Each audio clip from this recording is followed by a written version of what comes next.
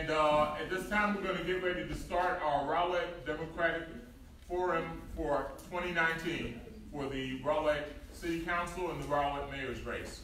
To begin with, I'd like everybody to stand and face the flag so we can do the Pledge of Allegiance. I pledge allegiance to the flag of the United States of America and to the republic for which it stands, one nation, under God, indivisible, with liberty and justice for all. Okay, now.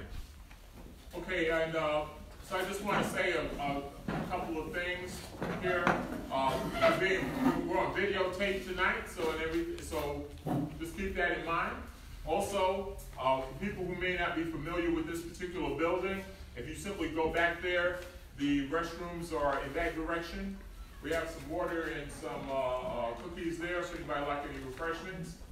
One of the things, if you didn't get a chance to contribute when you first came in, we're just going to pass our little jar around so that we can collect some funds that are used to help us pay the bills here at the club. And the lovely our treasurer is passing that around now. Now, one of the things I want to, before we begin, we've got a candidate here for the Rowlett, or rather for the Garland ISD School Board, Linda Griffith, and I'd like to give her a chance to come up and say a little bit to the group here before we get started with the rest of our agenda, if that's okay. Thank you so much. Sure thing.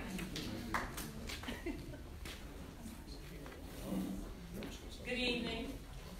And I would just like to say Rowlett is a vital part of the Garland Independent School District.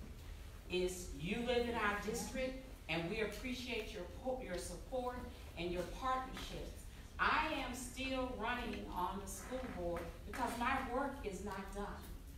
If you know anything about the legislation, every 2 years they meet. Everything within the school systems changes. So what I am committed to, we have new innovative, visionary programs that we have researched and we are ready to roll out. I'd like to see those basically implemented. Garland is a district of choice. And now finally we've gotten the legislation to understand. It is not just career ready or college ready.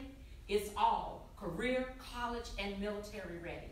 We have had to redesign our career and educational pathways so that all of our children will be successful. I have served the last 20 years with one motto, always benefiting children, because I believe that every child wants to succeed. Every parent wants their children to succeed. And together as a group, we have made Garland a great school district. And let's keep climbing higher heights. Don't change. I'm your choice, Linda Griffin. Thank you. Okay, and just briefly, did we have anybody else that was running for office that's not part of the forum? Okay, at this time, I'm going to turn over the proceedings to our moderator for the evening, Wesley Johnson, who is going to begin our first set of forum candidates. And at this time, I'll turn it over to our moderator, Wesley Johnson. Thanks, Kenneth. Sure. And I want to thank the Rowlett Democratic Club for asking me to come again this year and help out. Our first up is place 2, and I guess Miss Fudge, I don't think I've met you at No Brownie. Come on out, folks.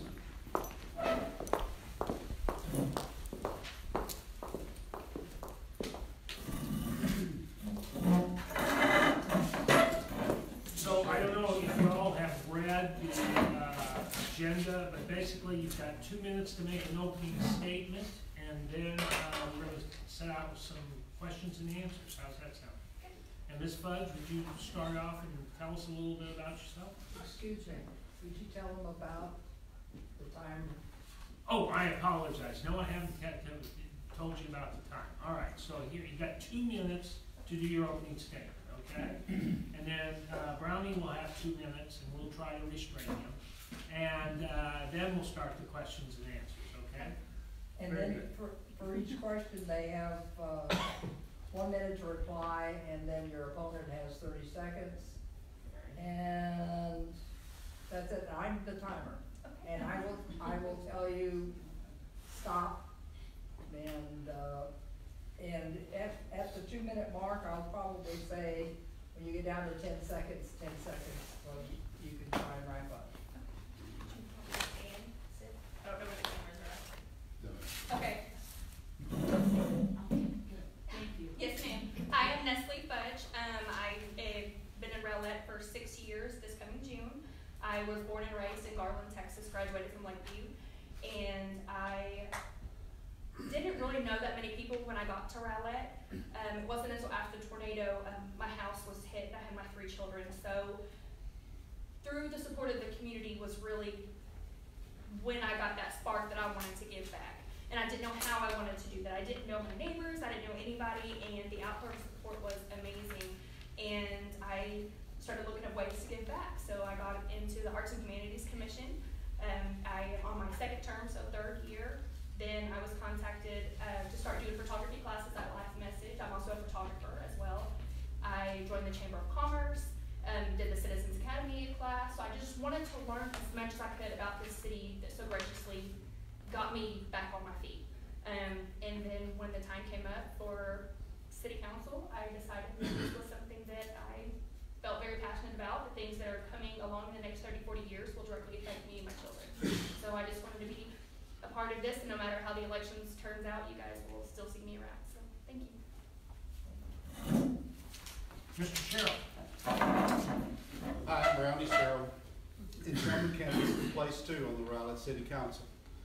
Thank you for having us here today. For those of you that don't know me, my wife Sue Ann and I have lived in Rowlett since 1991. I'm a retired systems programmer analyst with Blue Cross Blue Shield of Texas. I've served on the Park and Recreation and the Senior Advisory Boards, the Council Ethics Committee, and the Charter Review Commission, where I was a subcommittee chairman. I have graduated from Citizens Police Academies 3 and 33, Citizens Fire Academy 18, Citizens City Academy #1, and Leadership Rowlett #26, which is the best class. I don't care what anybody else says. I am currently a member of the Rowlett City Council, CERT, the Community Emergency Response Team. I'm a new member of Rowlett Skywarn. I'm with the Emergency Preparedness Planning Council of the North Central Texas Council of Governments and the North Texas Crime Commission. I'm on the Court Security and Court Governance Committees, and I am the council liaison to the Animal Shelter Advisory Board, and a member of the Rowlett Chamber of Commerce, and I'm a Tri-Academy Alumni Charter member. Secondly, elections are about discussing key issues and ideas.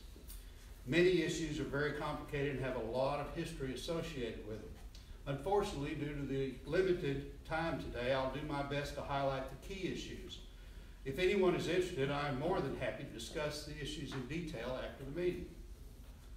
I'm running for re-election to the City Council to continue my service to the citizens. I stand with the rest of the council on such items as improving our infrastructure, supporting the 13 member cities of the North Texas Municipal Water District Board, and of course the original vision of the Bayside development on the south side of I-30. Again, thank you for having us here today. Election day is May 4th. Early voting starts April 22nd. All right, Ms. Fudge, the first question goes to you, and the question is, what is your objective in running for City Council, and do you have any specific goals for the city that you'd like to share with us? The objective, I wanted to come in here and I wanted to be a part of the decision making. I really didn't know as much as I wanted to, so the past 2 years I've really been trying to dig in deep and pull some information up, and some of the things that I found is right now I think is extremely vital with the land that we do have that's up for grabs, of making the right decision that will affect us later. So one of the things I would really love to see here is some higher education, something to come here. If we could get big corporate offices in here, I hate leaving Rowlett to go work, so I would love to come back and spend my money here. So education, employment, and as well as entertainment, so I don't have to go to Rockland Garden. I'd like to stay here for everything. In your deep investigation, did you discover something that surprised you? I didn't know when I first started, like I said, I came from Garland, I didn't know that we could vote to make our own decisions. And I mean, like, when you're in Garland, you gotta buy Garland water, you gotta get Garland electricity, you know, all those things. And so I didn't realize that we had as much freedom as we did here. Garland is a lot different. All right, Mr. Sherrill, what do you offer that's different than Ms. Fudge? Well, I guess that's shared, just one.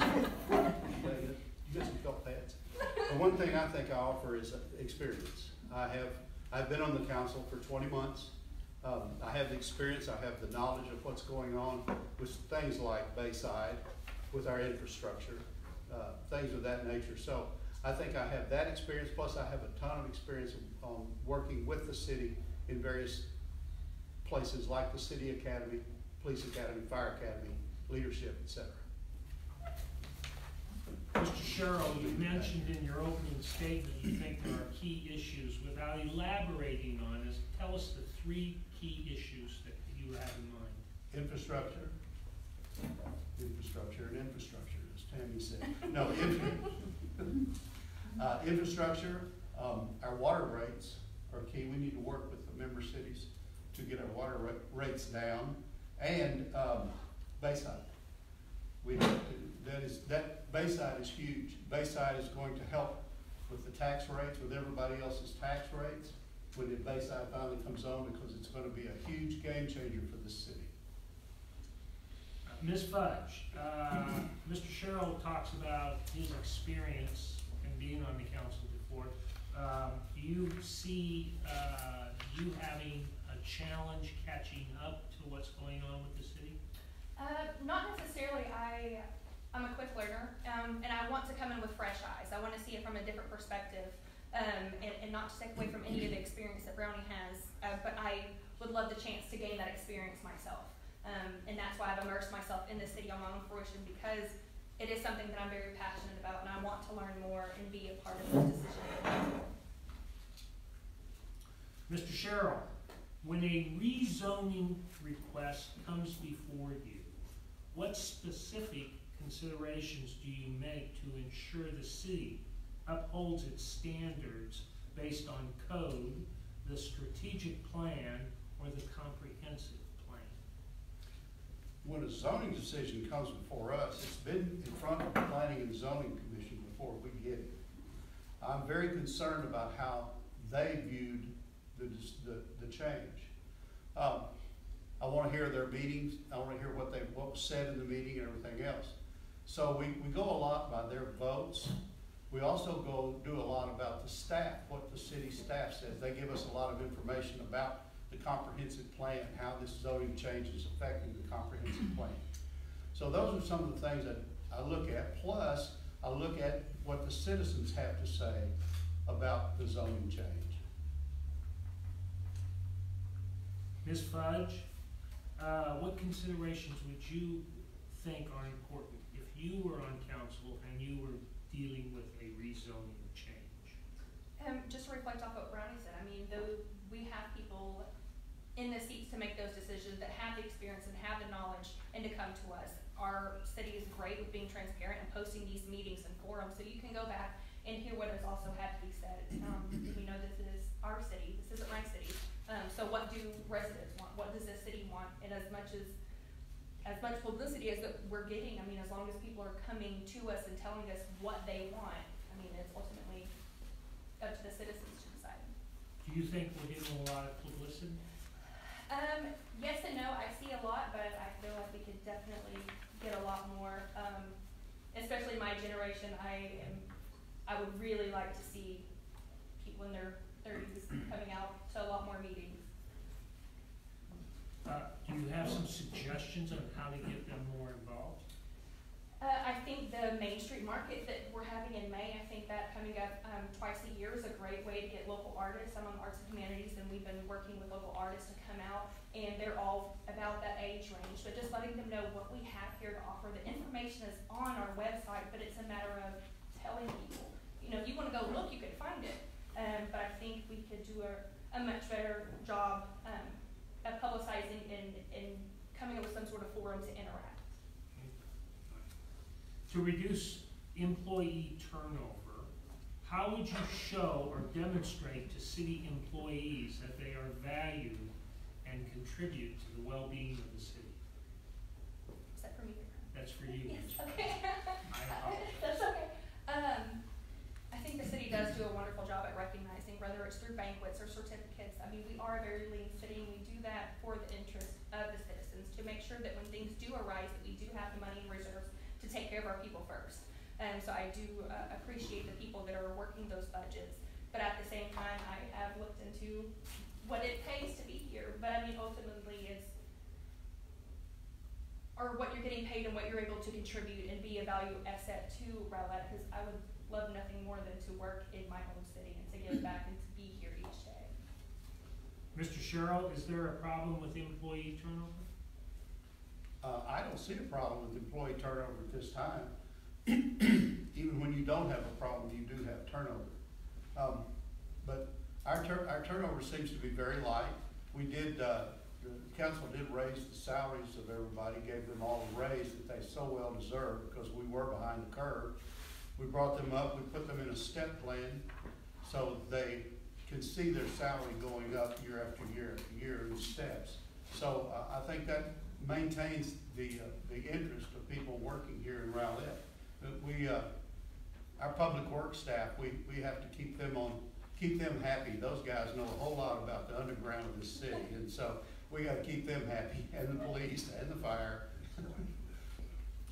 All right, so we read in the newspaper today that the Lieutenant Governor is going to bring up on Monday Senate Bill 2, Mr. Sherrill. It's the tax cap on property revenue for municipalities like Rowlett and everybody else. Do you have an opinion of that, and how is the city going to deal with that if it passes? I have an opinion, yes. Yes, we have a cap in place today, and it's 8%. I'm for a cap. There needs to be a cap to hold things at a level. Of course, it costs more to run a city every year, just like it costs more for you to go to the grocery store and buy gas every year. But 2.5% is way too low. Our increase in expenses every year, the price of concrete or whatever it is out there is more than 2.5%. It just goes up, and we're not going to be able to function as we have been with that type of cap. So we may have to drop services. And if we do that, that's going to be up to the citizens to tell us what they can do without. Ms. Fudge, have some comments with regards to the proposed cap? I haven't done as much research on it. I mean, we talked about it in the last meeting, and it was explained to us it was already at an 8% cap.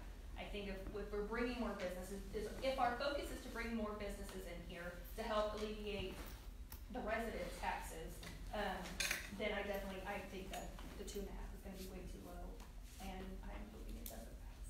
Have either of you communicated your concerns with Senator Hall? Yes. Ms. Fudge, what communication tools would you like to see the city to use more effectively? I think right now we have some really great people running the Rowlett pages, and I don't know who runs our police page, but please give that person my biggest thanks, because I crack up with every single post, and I think that makes it relatable. I think if we find an avenue that relates to people, and it's not, I mean, it gives us the information, but in a fun way, and even some of the verbiage that's used was kind of funny, because I was like, this has to be a younger person. So I think we're utilizing Facebook just fine. I would like to see something more on Twitter to come through, and I know that we have a few of our commissions that are actually utilizing Instagram as well. Mr. Sherrill, you have any comments about communication between the city and its citizens? Communication is very difficult. We talked about this back when I was young. We're the same age, by the way. Wait. No.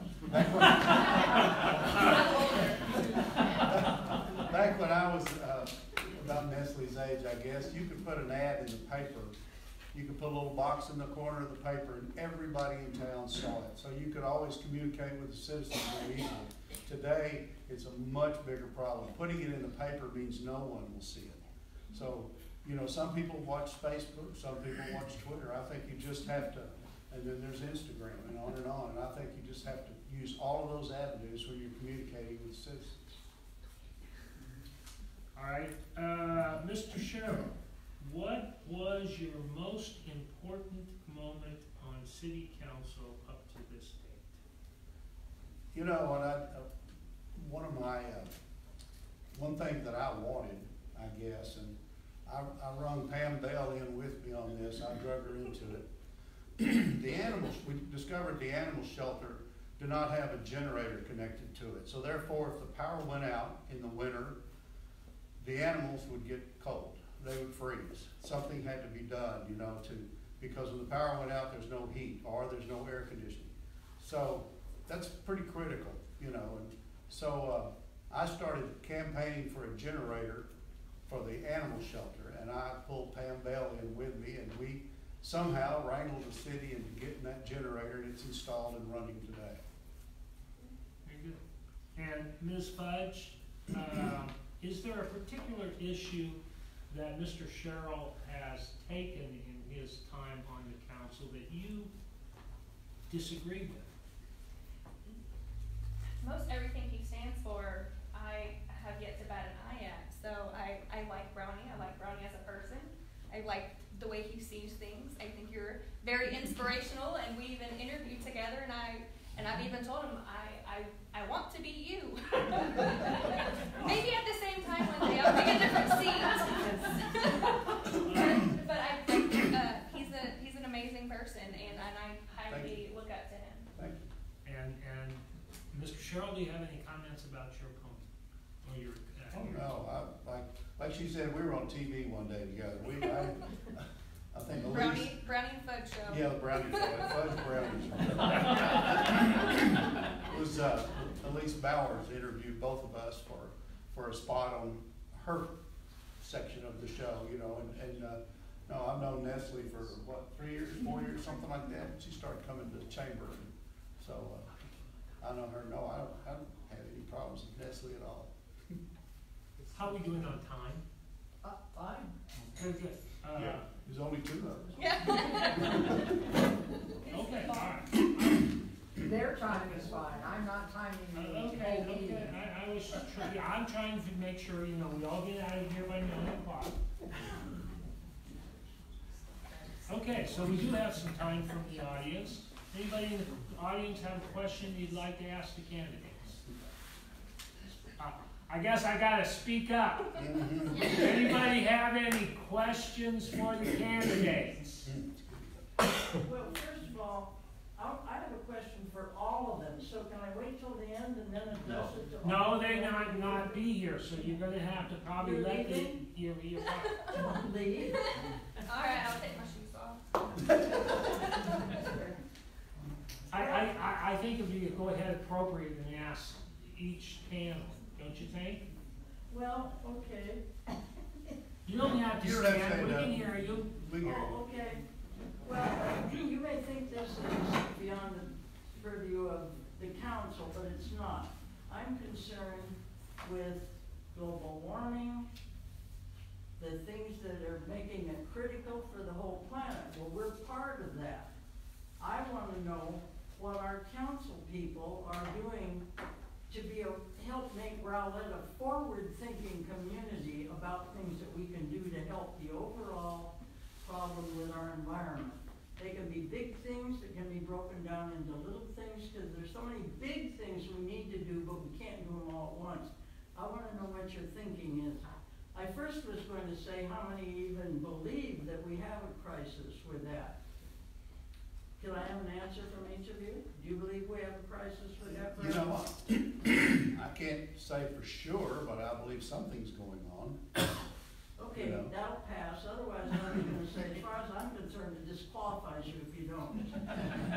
Right off the bat, because anything we do after that, won't make a lot of difference if we destroy our planet. So what ideas do you have for making us forward Well, thinking? if you're addressing me, one of the things that Either one. we do as a council, we support keep Rowlett beautiful, completely, and 100%. And in fact, we have a council member running Keep Rowlett Beautiful.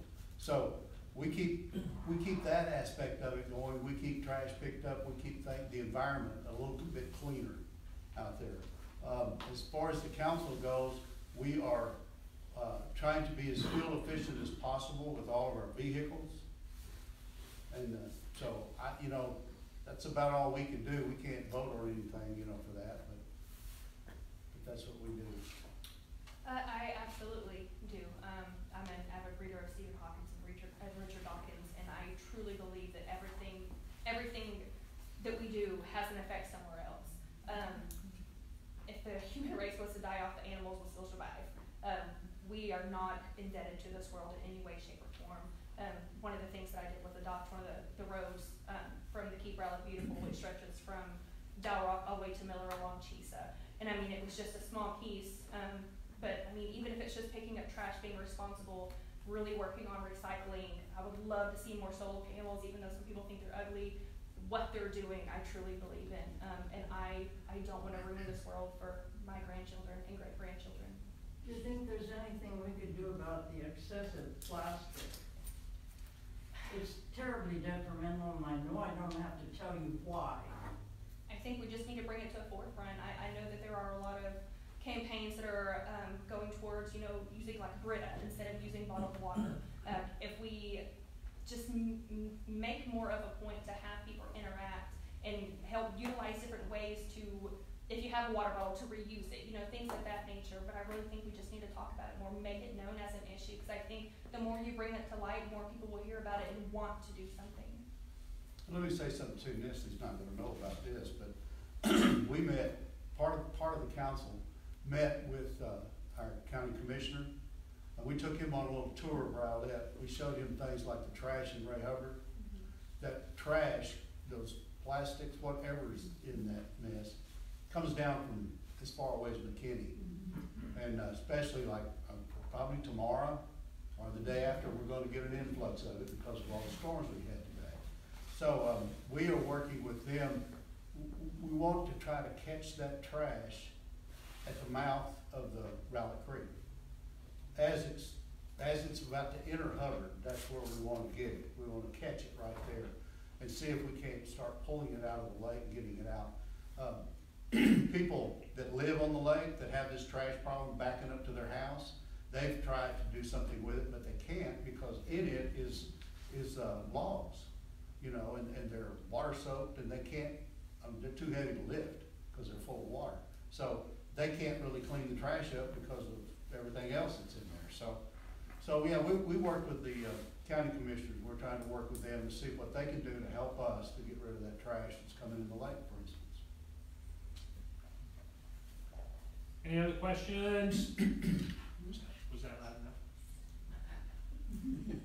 First time in my life somebody said I had to speak louder. My God. Judge, We know there are 2 more panels. Okay, well, I'm going to talk real loud, so make sure, okay? Anyway. All right, any other questions from the audience?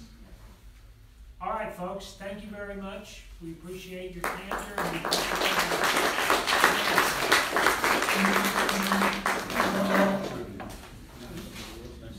Yes. All right. We won't come up. We're on to place 4 candidates.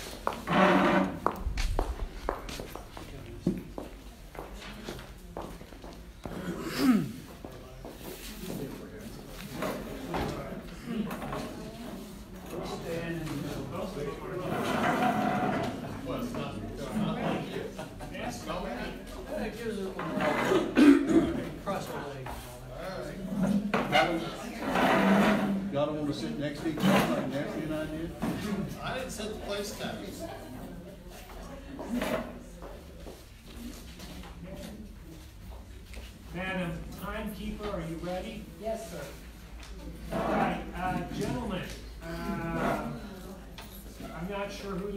on first. Pardon me?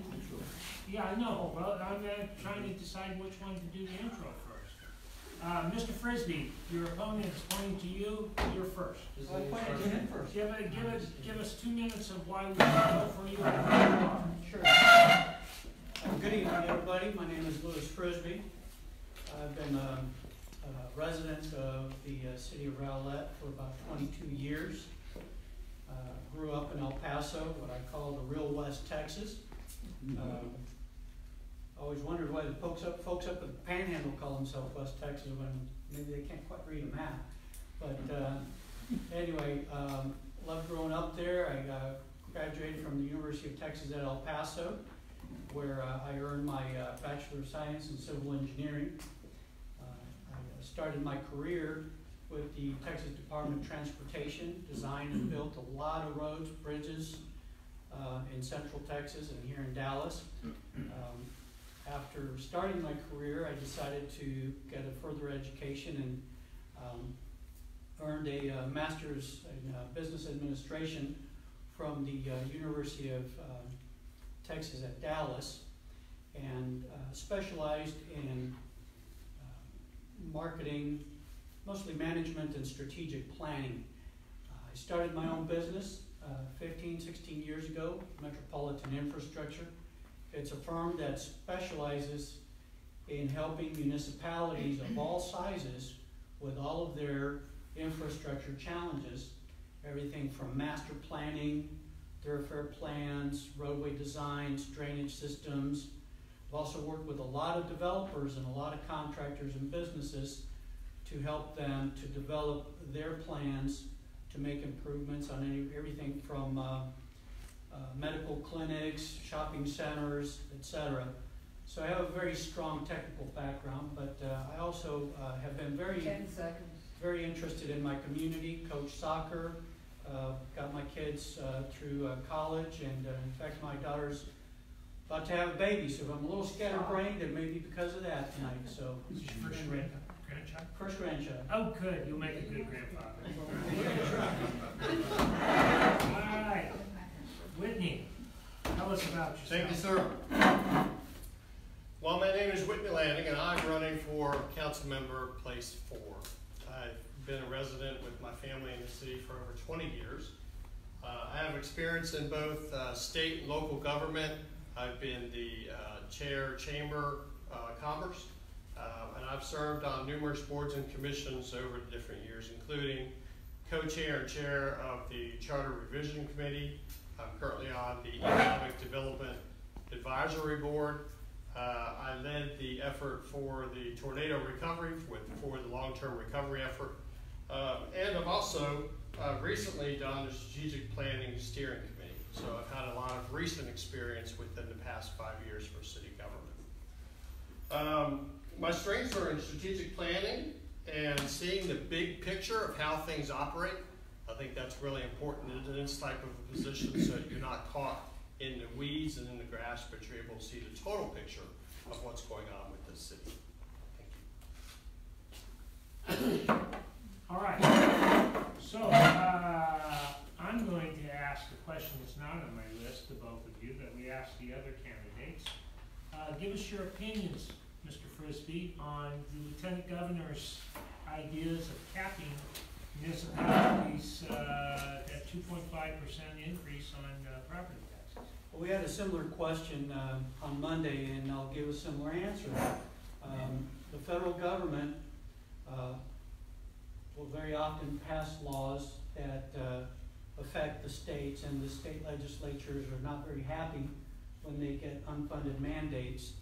And this is a similar situation where the Texas legislature is trying to basically pass a one-size-fits-all kind of law that will affect every community from little tiny towns like Brownwood, Texas to Houston or Dallas. And so we're all being asked to share the same kind of burden. The cap that will be triggered is 2.5%. Understand that there's some changes that are being proposed. I haven't seen the last version of the legislation, but I think the idea is the same. I think that our city council is wise to try to reduce the cap from 8% to maybe 7%, and maybe prorate it over a couple of years to make sure that it works well within our budget and that we can manage it. But as I said in the meeting last time, the legislature is trying to send us, the local city councils, a very clear message that property taxes have gotten too high and that it's starting to affect the communities. And so it's incumbent on us as the local legislature to make sure that we protect the interest of our local citizens, to try to make sure that property taxes don't get so high that we tax our own residents out of their own homes. So in that regard, I'm in favor of having some kind of a tax. We just have to figure out where the balance is to make sure we get it right. Mr. Lanning? Thank you. The Lieutenant Governor has said that if he doesn't get his way, he's going to blow the system up, change the rules, and get the bill passed anyway. I find that rather distasteful in a number of different ways. The bill could easily be brought to a consensus if he would work harder on building that consensus. That would be more applicable to everybody that would be involved. But evidently he is choosing not to do that. So the interesting thing is that if this bill passes, it will create a conundrum for the city because it creates a timing issue. And it actually takes the empowerment that you give to city council about making those budget decisions and taking it back to you, which is a different type of representative government, which we really don't have in place today. So it becomes a bigger issue than just that. There's also a plethora of other bills that would have to be put in place to be able to guarantee that the city would still be able to have that revenue that we've lost on one side.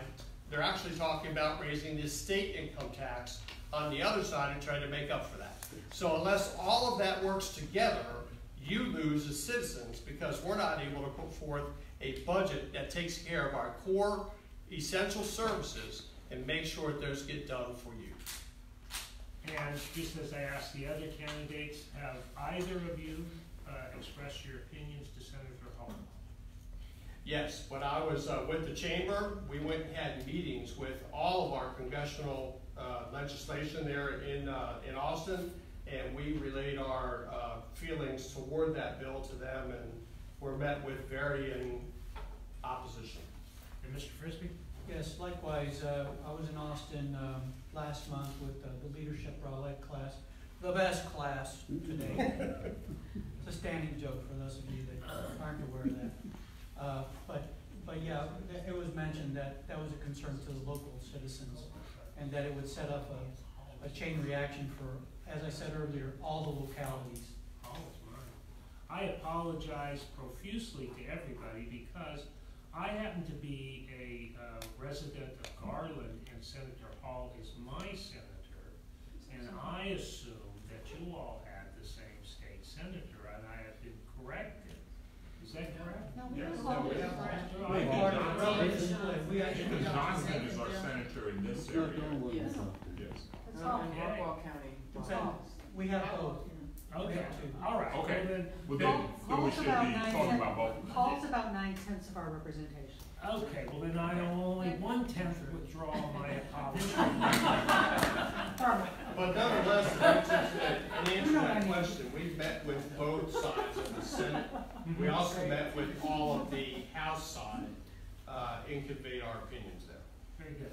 All right.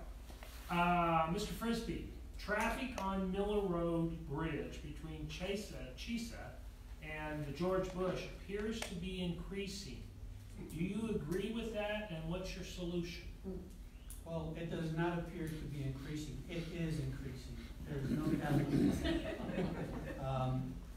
Obviously, I'm an infrastructure guy. This is what I do for a living. I'm professionally trained for that. But I drive across that bridge just like I drive across the bridges on Interstate 30. And it's a very dangerous situation, especially there on Miller Road. In fact, there was a fatality there several years back. Many people have forgotten about it.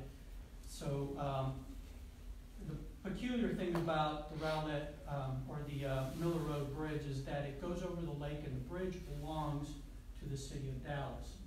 So, and because of that, obviously the city of Dallas is not very motivated to spend the $80 to $100 million that it's going to take to reconstruct that bridge. 10 seconds. So, you know, it's incumbent on us to work with the federal government or the COG or the county to see what kind of creative financing we can get that. Mr. Lanning? I'm aware of efforts that are undergoing in the city now with our county commissioner, our newly elected one, J.J. Koch, to come up with funding solutions. And we're also working with the Regional Transportation Council, or COG, to identify funding to address that solution.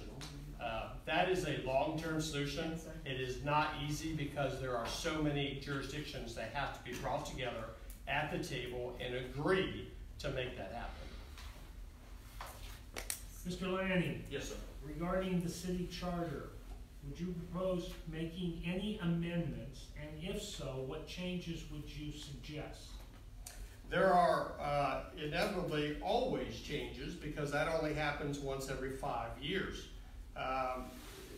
The biggest changes, I think, are there are some legal changes that have come up with the municipal courts that will need to be addressed there.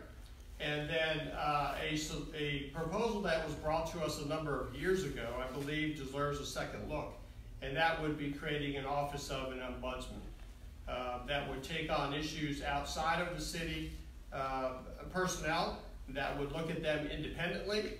They would be hired as a direct report of the council and be able to address those issues from a citizen point of view.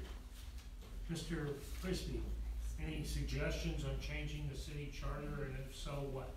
I don't have any particular recommendations for the changes. I do like the fact that we do get to review the charter every few years, and as Whitney said, very appropriately, we have the opportunity to react to changes in the law, changes in our environment, etc.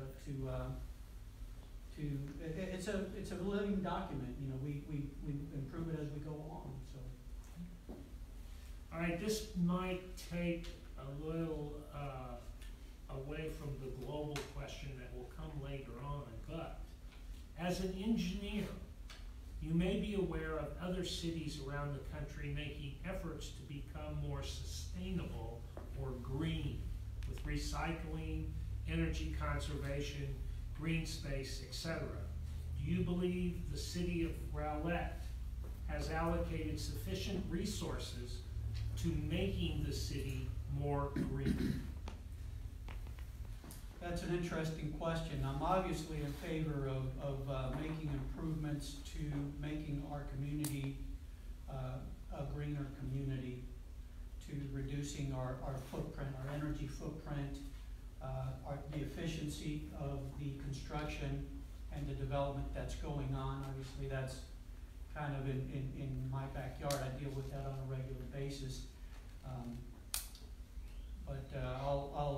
I'll go ahead and jump in and say that yes, I do believe that there is some very strong, compelling science that shows that there is a global warming trend, and so that I think we all need to look very carefully about how we can manage the growth, especially in our cities, to make sure that we have more efficient homes and buildings, and that we optimize the quality of life for our generation as well as generations to come.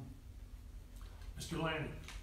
I believe that one of the strongest pieces that the city can do is to encourage LEED certified buildings, which are green buildings essentially. They are able to reduce utility costs significantly, and they're really nice buildings to work in, actually. But I think that any buildings that we have in the future should go in that direction. As a matter of fact, I believe that the new developmental services building is headed toward that piece with the LEED certification. All right, I have this is a nice question.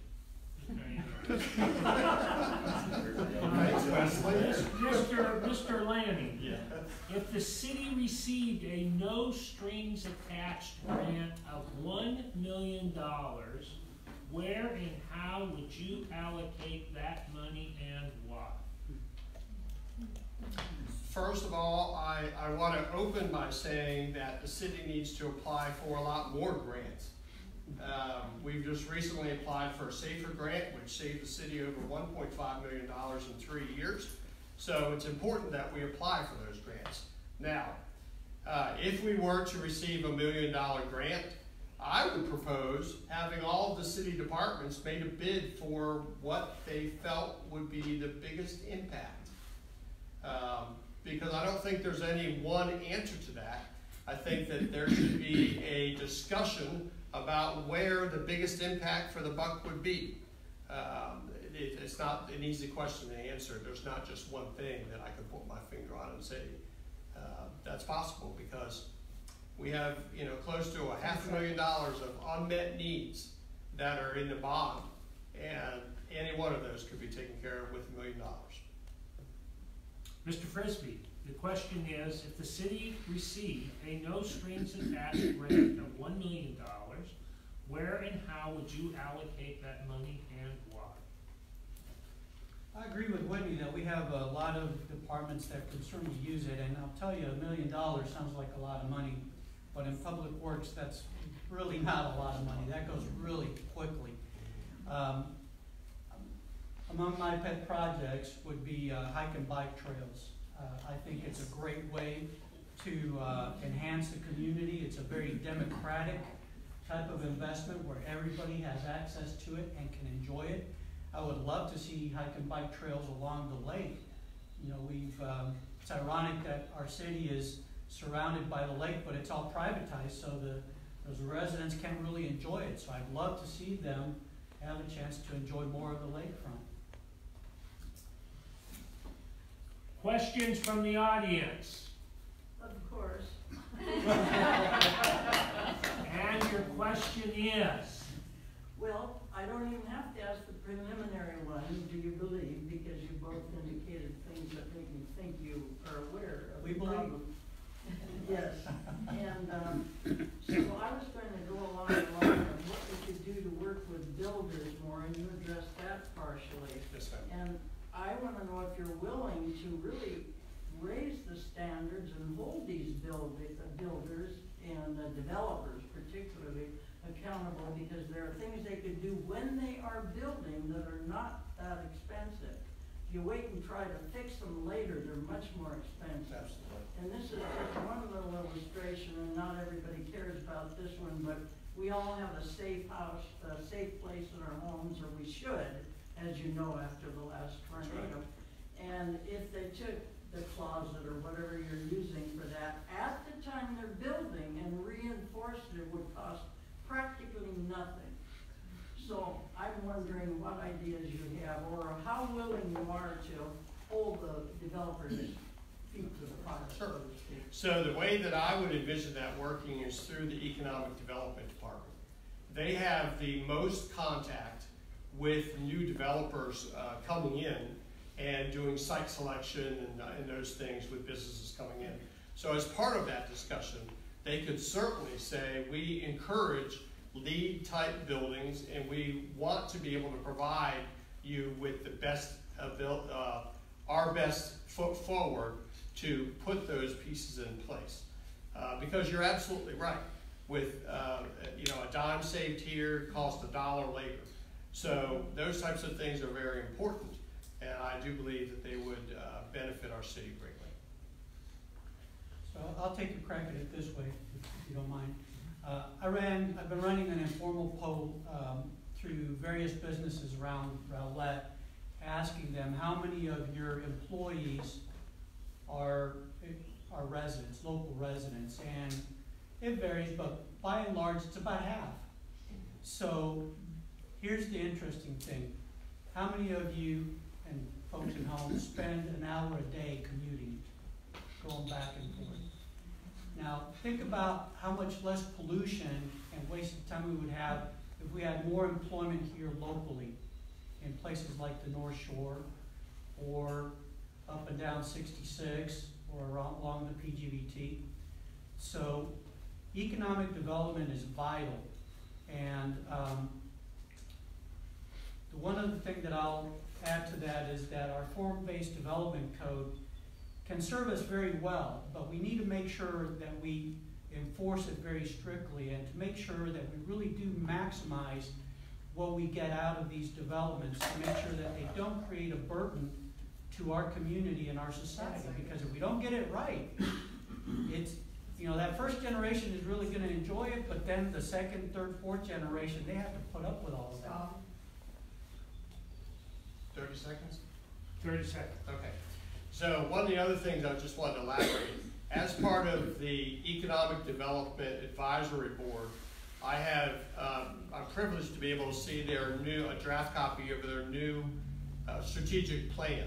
And in that plan, I will tell you that there is a whole new employment center concept for the North Shore area that will allow folks to come and live, work, and play within a mile of where they work. So that speaks to being able to reduce a lot of that commute time and keeping our residents here, so their tax dollars go here and help our city grow instead of sending them outside of our city.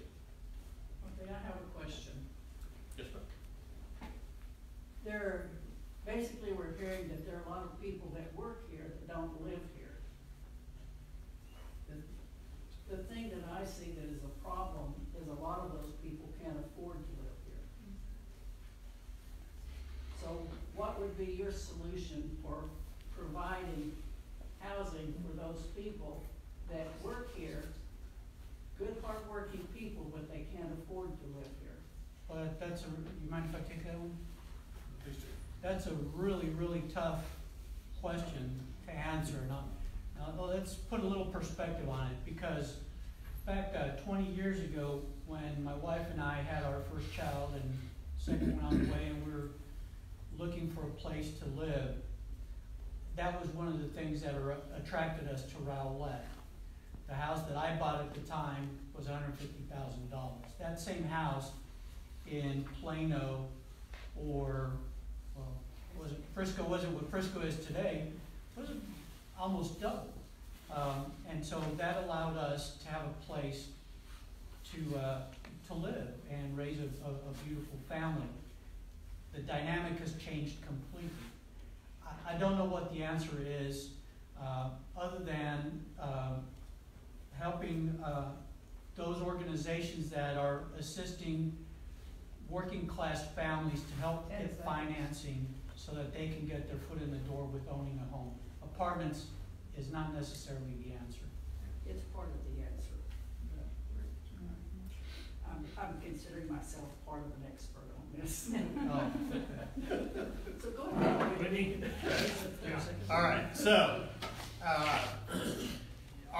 that issue is not unique to Rowlett.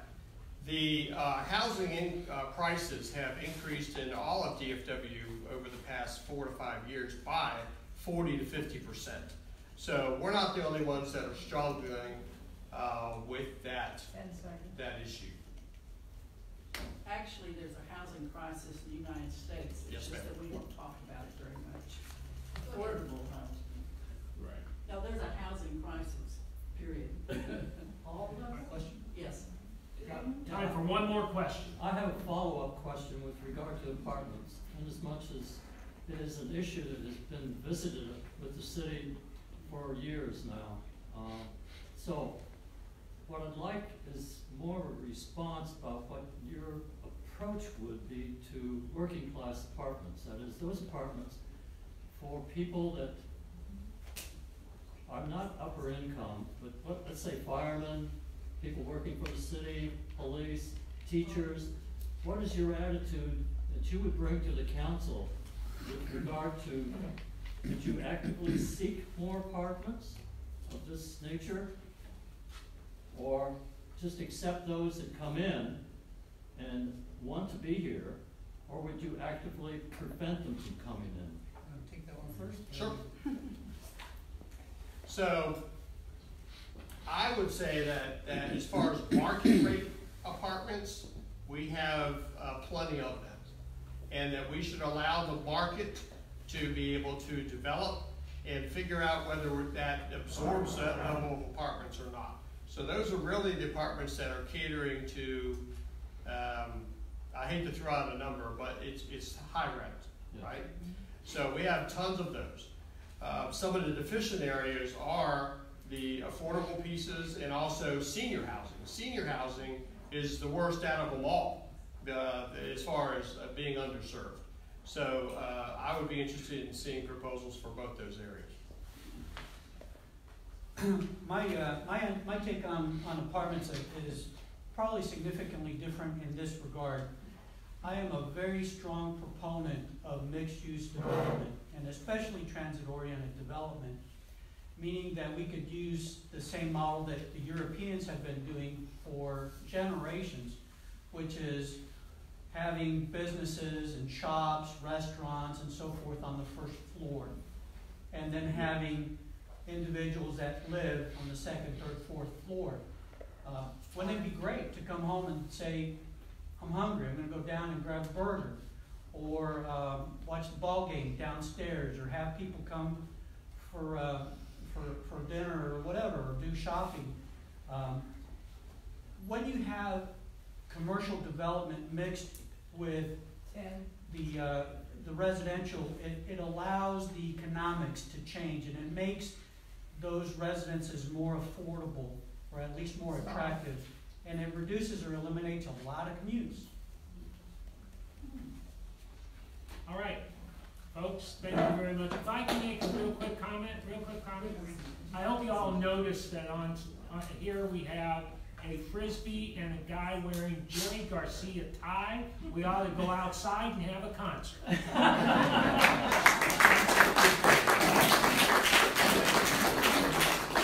Yeah, you can serve fudge brownies. Yeah, I wasn't going to mess that up. This isn't Colorado.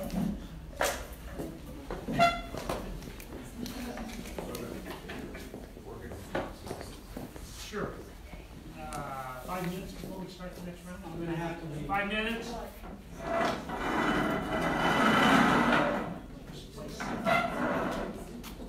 Take a break, get some water, have a cookie, go to the restroom, whatever's convenient for you. Yes. I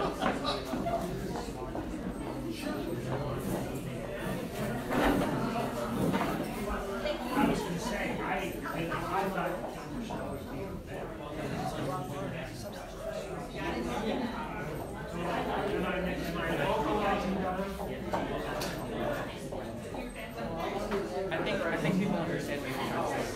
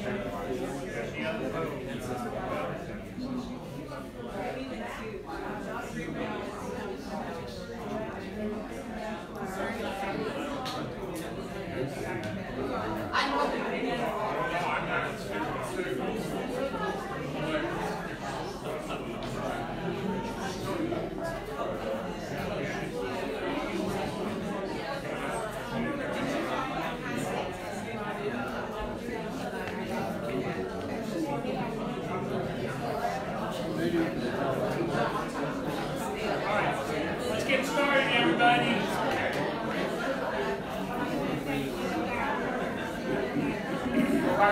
We're getting started now. Everybody please take your seats. Get ready. Get ready to get started.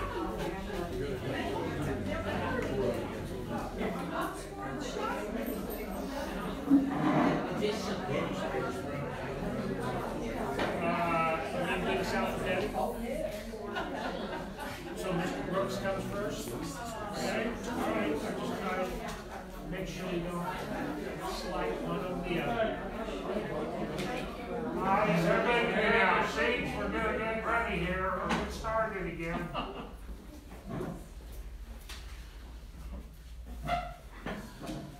right, this is for place 6. And David Brooks will take 2 minutes to introduce himself to us and tell us about himself. Hi. David Brooks, 25-year resident of Rowlett. My wife and I moved here in 1995. I had 2 sons. Both went to through school here. One graduated from Saxey, one graduated from Rowlett High School. I've worked in downtown Dallas this whole time. I love the fact that Rowlett is easy to get to. It's a great commuter town. Seen the growth of Rowlett, quite a bit of growth in Rowlett. I've owned 3 different homes. Personally, I've been in banking and finance since graduated college in 1992, undergrad at University of Texas, Dallas, and did an MBA there as well. 27 years of reviewing budgets, negotiating legal documents, negotiating loan agreements, looking at development deals, approving development deals, recommending development deals. That's my background. I appreciate the invitation. Thank you very much for allowing me to introduce myself, but thanks. Martha Brown. Hi, I'm Martha Brown, and my husband and I have lived here in Rowlett for 26 years. We have my 90-year-old mother-in-law that lives with us. We also have our 18-year-old granddaughter, so we have quite a bit of diversity in our home right now, but it's wonderful. We have two fur babies, and so our house is always pretty action-packed. I've served on the Rowlett City Council for the past almost 3 years, serving as your mayor pro tem. I'm also executive director of Keep Rowlett Beautiful. I've had that position for a little over 6 years, and so my involvement with the city really goes back to my time with Keep Rowlett Beautiful. I had a business in Rowlett for 10 years and retired for a couple of years, did some consulting work, and I wanted to give back to the community. And so I got involved with Keep Rowlett Beautiful. I serve on the board. I serve on the board of Retreat. I serve as vice president of the Trinity River Environmental Education Society. I've served on several boards and commissions for the city of Rowlett, and I've enjoyed every minute of it, and have very much enjoyed my time on council, and would love to do it again for another 3 years. Thank you. All right, Ms. Brown, since I think this is an important topic for everybody, and that is, can you address just briefly your thoughts on the Lieutenant Governor's suggestions that we cap municipal tax growth to 2.5%? Yes, so I believe that our financial decisions should be local and not dictated by the state. And that is really my general position there. We do have a cap at 8%. Property values have gone up, which has affected our the amount of taxes that we pay. Really and truly, though, the biggest expense that I have personally are my school taxes. And while I do know that we need some tax reform, I believe that the school tax reform is a much, much more serious issue that I hope that this legislature will address and work out. I am not in favor of the 10.5% tax cap. I think it's way too low. I believe that it will affect our city services. Mr. Brooks. So the 2.5% cap, I think you're really looking for 2 answers, right? Am I in favor of it? No, I'm looking for your comments on it, and yes, I think it would be important for the voters to kind of perhaps know. Right, so 2.5% cap could cause a hole in the budget, right? It caps revenues. Not entirely in favor of that, right? A municipality can make their own decisions there. But if we get handed that 2.5% cap, then we need people to be able to go into that budget and make the hard decisions, go through line by line, and I'm sorry, I'm getting lost in that. We also need to look for revenue. We need economic growth in the city. We need to focus on that. Thanks. All right, Mr. Brooks, what city services or departments do you view as absolutely essential and why? City services are police and fire, the two primary services of the city. We need to keep the city safe. We need to keep our property values, property safe. Those are the two services that could not see a reduction, or should not see a reduction in expenditures. Beyond that, our next two, that would be infrastructure, and then probably in tandem with infrastructure is economic development. Those are the three primary city services that we should focus on. Ms. Brown? So public safety is really number one. It always has been for me. I believe that keeping our citizens safe is one of the first responsibilities of government. And so, of course, fire and police, maintaining those levels of service with our citizens is always going to be number one for me. Also, our public works department, which is our infrastructure. It's a lot more than just roads and alleys, though. It's also our water, our sewer. And so those are the three departments that I consider absolutely essential. Mr. Brooks, in a television interview, you were critical from the beginning of the original Bayside plan. As a current city council still wants the original plan. If elected, how will you respond? Well, what I said in the interview was that when I first heard about Bayside, I wasn't for it, and that's because when I read about the original Bayside development, I thought, all right, that means a lot more apartments on the water, a lot more traffic through that area,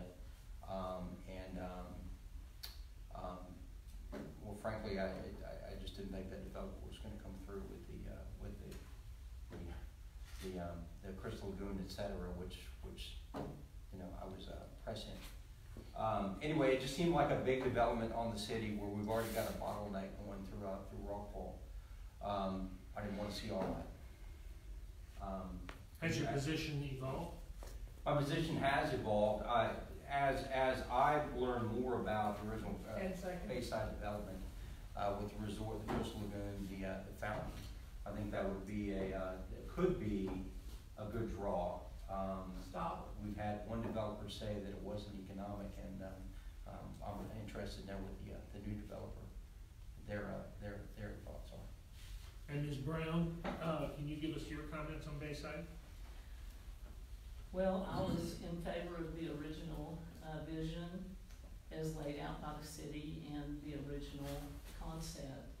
I am still in favor of that. I believe that, more importantly, our citizens are in favor of that. I believe it's a great opportunity for us to have the kind of economic development that we need in our city so we can diversify our tax base. Right now, we have around 17% of our property taxes that are paid by commercial enterprises. We need to expand that greatly to relieve some of the tax burden from our citizens. And this development that's on the south side of I-30 will be a game changer for us. Ms. Brown, since you're the incumbent, what's your most important moment that you've had on city council to this point? I believe that our decisions regarding Bayside and the I-30 development is probably the most long-range, effective decisions that we have made, because it's going to affect our city for many, many years to come. It will affect how we develop the commercial developments, the different companies that come in here. And so I would have to say that's probably the most impactful decision that we have And Mr. Brooks, are you familiar with Ms. Brown's record and her stance on the various issues during her term as the city council person? I'm not. Okay.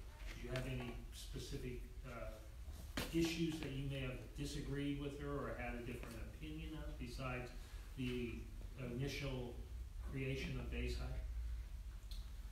No, I'm not, I'm sorry, Martha. I'm not that familiar with Martha's record. And I'm here running for the same spot. I'm not running against Martha, right? I'm running to provide the city my experience, my fresh perspective, a new set of eyes on the current issues of the city, a fresh look at the budget, a fresh look at the economic growth of the city, bring ideas to the table, and again, provide my experience. I'm not running against Martha per se. Okay. Earlier, I believe it was Mr. Sherrill talked about he had like 2 or 3 key issues. Do you feel like there's 2 or 3 key issues that you want to discuss? I've mentioned them a couple of times. So, public safety. If you're talking about priorities for the city, right? Mm-hmm. The key issues that I'd be focused on the city council is public safety, fire and police, infrastructure. There are a lot of alleys and streets in Rowlett that need repair. We've got a good team working on that. There is a plan in place, but that's always something that the attention needs to be paid to. And economic development. If we want our taxes to go down, what if we want services to go up, right? If we want to increase services provided to the citizens, then we need economic growth. We need to bring in commercial development in the north side, in Bayside. Those are the 3 primary focuses. And Martha, do you have 2 or 3 key issues you think that really need to be discussed and talked about? Well, I do. So, our new strategic plan and comprehensive plan, which is our land use plan and also our visioning plan that our citizens participated in, gives us a really great roadmap to look at of where we're headed as a city. I believe controlled growth is really important because we all love lakeside living. We love our small town feel, and so maintaining that while managing our growth is very important. I was on the strategic planning committee and also involved as a council member with the comprehensive land use plan. And so I'm familiar with where we're headed in the future. And I believe that is very important. All right, so a little bit of a twist on the question I asked the other panel. We'll up it a little bit since I learned that $1 million isn't such a big deal. If the city received a no strings attached grant of $10 million, where and how would you allocate the money and why? Wow, $10 million. Now I have to think about $10 million. $1 million is pretty easy. As Lewis said, $1 million in a city doesn't go very far. But I also like kind of the approach that Whitney took, is that we look at all those projects. Having served on the Community Investment Advisory Board for the 2015 bond, and then also as the council liaison for the current bond committee, I'm very aware of the amount of capital projects that we have in our city. There are way more than we could touch with $10 million. But I love, one of my areas of focus is quality of life. And so I believe that quality of life does serve all of the community. And I think that my focus personally would be on quality of life projects for that $10 million. And Mr. Brooks, what are you going to do with the $10 million? Well, while the quality of life enhancements is compelling, I think going back to those three priorities, there's going to be a list, right? The top 5, top 10 list of things that we don't necessarily get to every year. we don't put into the budget. And I think knocking those out would be important. The city's got priorities, and we need to make sure we're meeting those. Question from somebody says, Rowlett is a prime lakefront community, but seriously lacks lake accessibility. How would you recommend responding to this challenge, Mr. Brooks?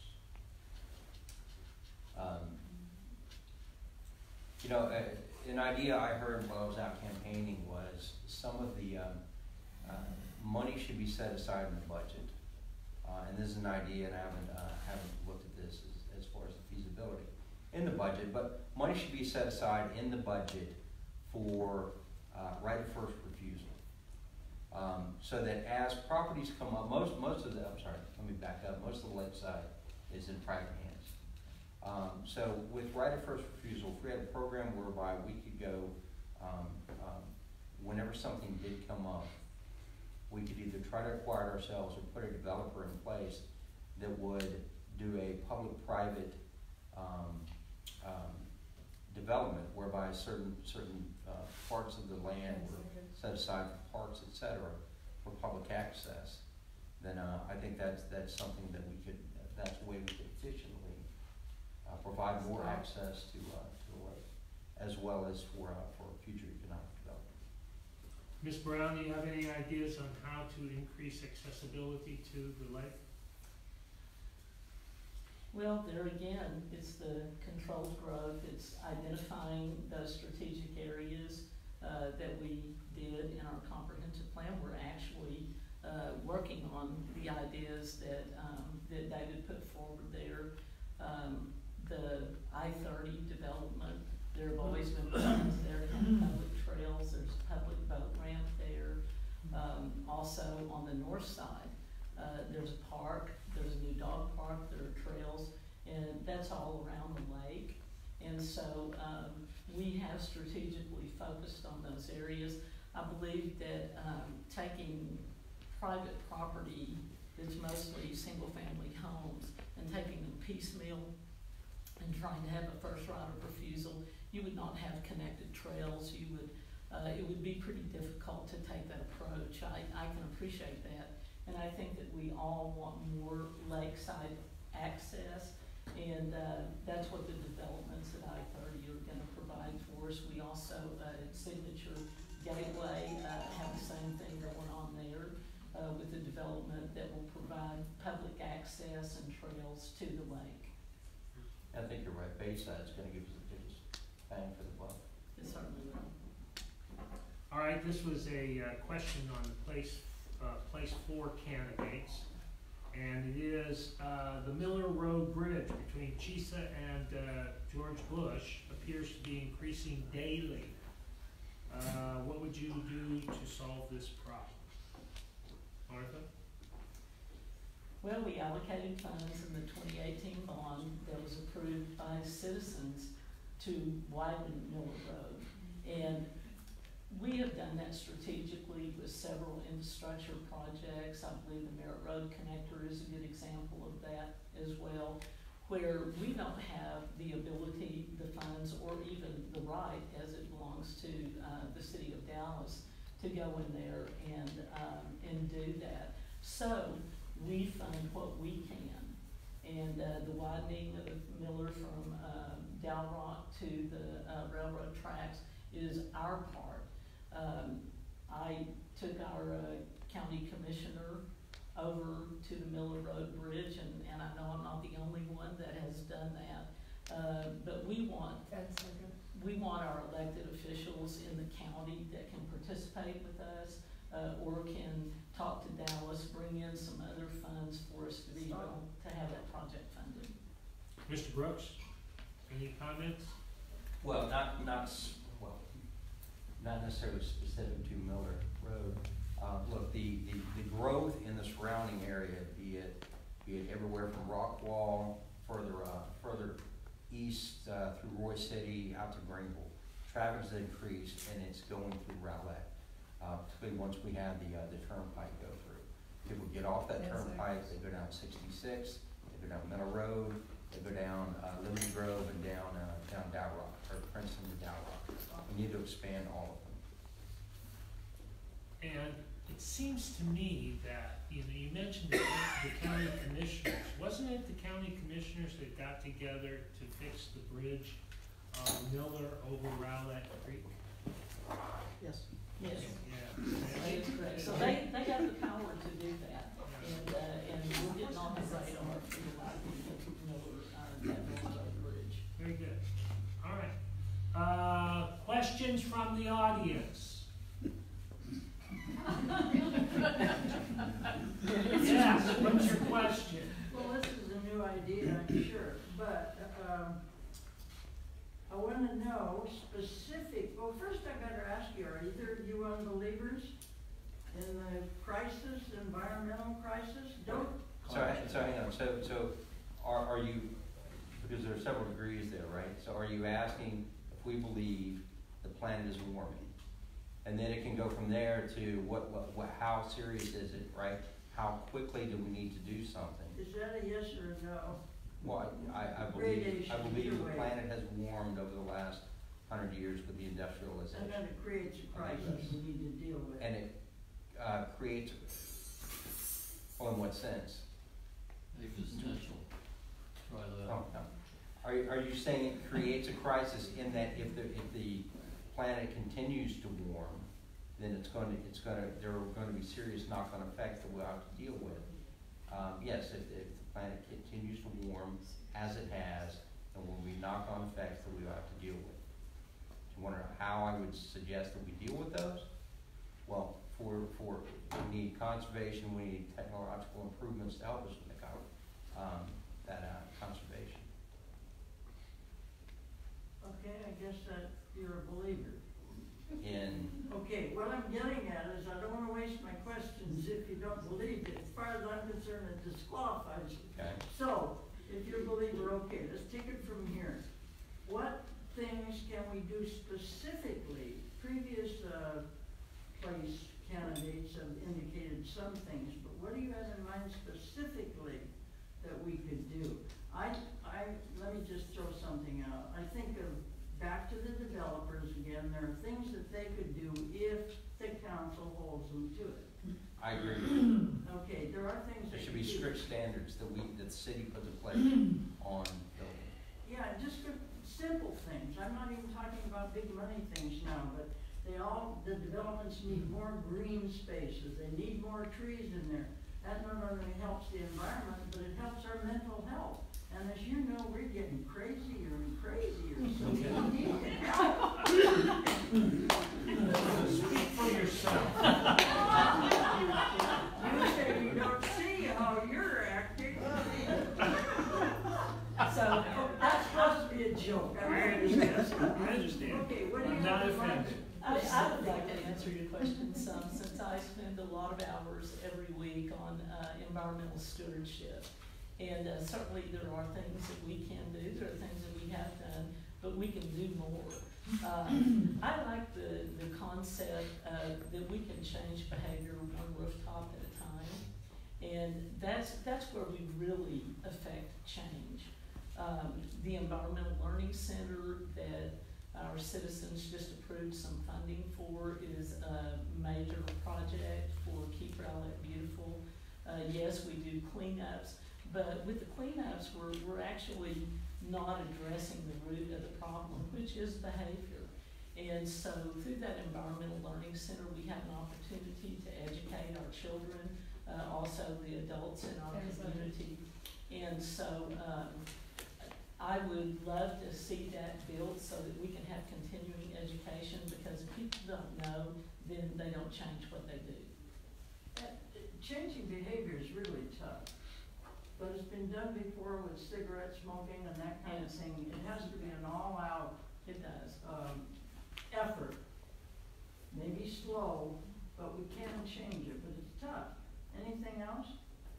Well, I think the city did one good thing in that when they signed up with, I think it's a couple of different waste management companies, we've now got recycle bins, and that's the first step. And we're also working on bringing recycling to the apartments because that's not something that we have had before. And also to businesses, that's something that Councilman Grubisic and myself have worked on. We have a new tree ordinance in the works to protect our trees.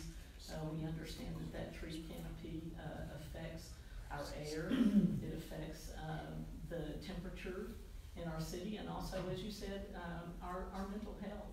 Having green spaces is extremely important to our city. Right, now, the plastics, several people have talked about that we have to clean up because the plastics come in and they're in the water, and I hope you all understand that they do degrade just enough to get in the fish's stomach, get in the water that we drink, that sort of thing.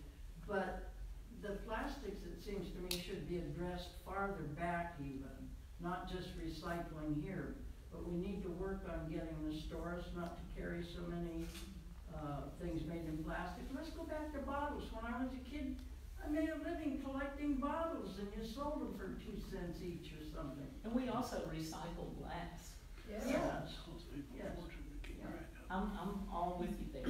I carry my shopping bags with me. I hate those, the plastic shopping bags that we use. I think that there are a lot of things that we can do on an individual level that will help affect that. But I think, once again, it's educating the public. It's for people to know how it affects our environment. We still have a lot of people, the reason I'm continuing with this is, we still have so many people who poo-poo the idea. They don't think we're really in, I can't think of another word but crisis. They don't think we really have to address this. And that makes a big educational problem. Well, I can tell you something that made a big difference for me with the trash in our lake. I have lived here, as I said, for 26 years. I drove over Rowlett Bridge often and never knew the kind of trash that we had in our lake water until one of the residents called me and asked me to come and look at. And I was shocked. It looked like a third world country, and I just thought to myself, we're better than this. I started wanting to do something about it, and I have addressed it at a state level. I've addressed it with Dallas and Garland, which we all share the lake shore. We have a tri-city cleanup of trash in the lake every fall. I just took our county commissioner to look at the lake trash, and then we made a video that is shared with a lot of the Keep Texas Beautiful affiliates when they do their programs to show them how trash comes down Rowlett Creek and ends up in our lake. And so, you know, I was not motivated to do anything about that until I knew about it. And so, you know, I think that most people, not all, but I think most, if they know what's going on and they know how it's going to affect their environment, their children, their grandchildren, if we can educate people and help them to understand, then I think it will change behavior. It certainly changed mine and motivated me to try and get our lake cleaned up. Is this our last panel? No, but we're gonna move on to another question. This gentleman here. Yes, it's a known fact that it takes government about 3.5 times to operate as it does private enterprise to outsource. What would be your ideas if you're elected or re-elected to change that and make it work for the taxpayers in a better way? When you say it For takes them, savings. when you say it takes them 3.5 times, what do you mean? In terms of cost, in terms of Yes. manpower? Yeah, so, do you mind? Look, it goes back to budgeting, right? You need to sharpen the budget, you need to look for efficiencies. You need to make sure those efficiencies are driven home. You know, there is no reason why the city council can't, and I'm saying they have in the past, but they can't go through and make sure that each of the departments, each of the costs that we're paying for, makes sense. Look at them every year and make sure that it's not just a pass through and whatever got approved last year gets approved this year. So trying to drive down costs through efficiency is the way to do that. Ms. Brown? Yes, so Rowlett is one of the fifth leanest run cities in all of North Texas, and so I think we do a pretty good job with those efficiencies. One of the things that our mayor proposed and that we are getting ready to do interviews for is an internal auditor, and that's to audit all of the internal departments. I think that's a great way to do it. When we go through our budget process, we go through line by line by line and look at those. Any efficiencies that are recommended, we certainly consider those. We're always looking for those. Wayne, I can't, bring up any specific thing at this moment that maybe we privatized because it was more efficient to do that. But we're certainly open to that, and we pay very close attention to the budget. With the CPA for a mayor, yeah, we pay attention to costs. All right, thank you very much.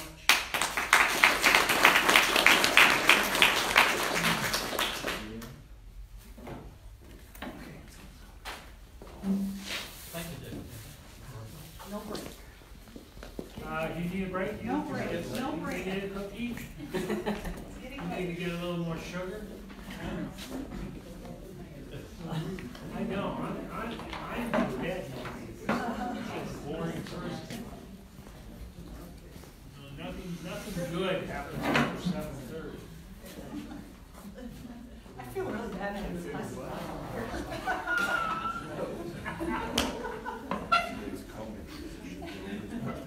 Don't look at my plastic bottle.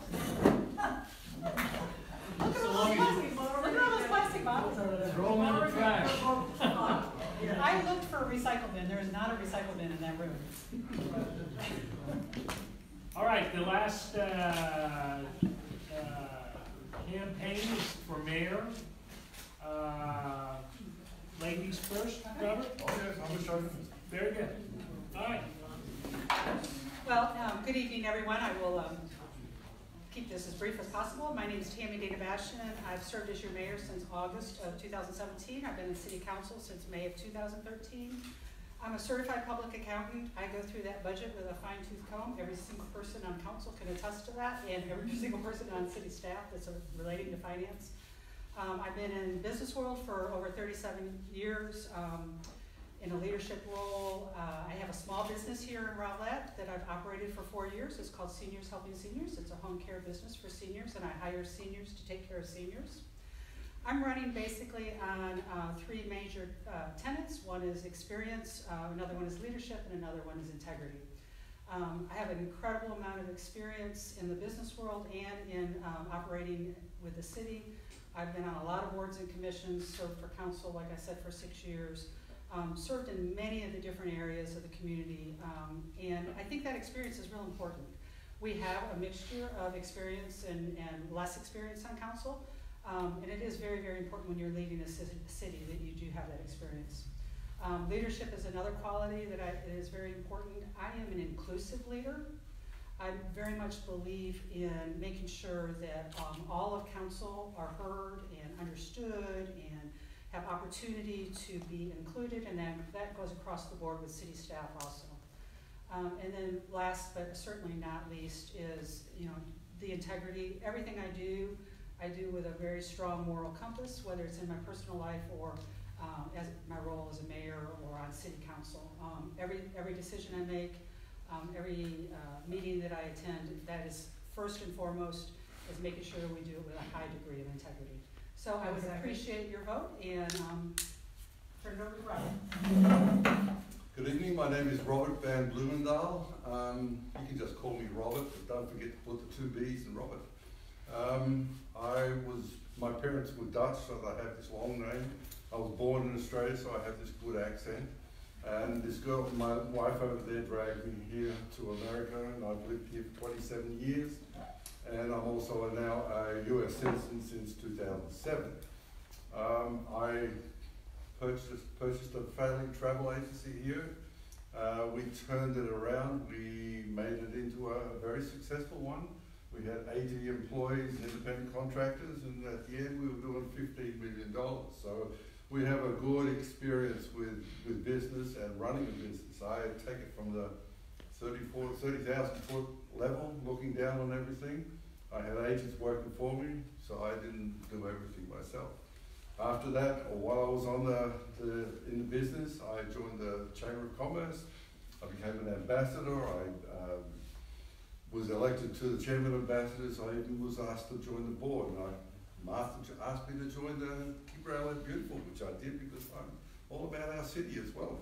I've lived here for so long, and that's what I want to do. So I have been on various boards and commissions. I'm the president of the Lions Club. I have been on the Arts and Humanities. I have represented the city. I've also been on the city council twice. I was elected to the city council. Also went through the horrible period of the tornado, and during that tornado I made a lot of friends. We did a lot of rehab work. It's what I learned about the city and how the council works. But on top of that, we made a lot of friends.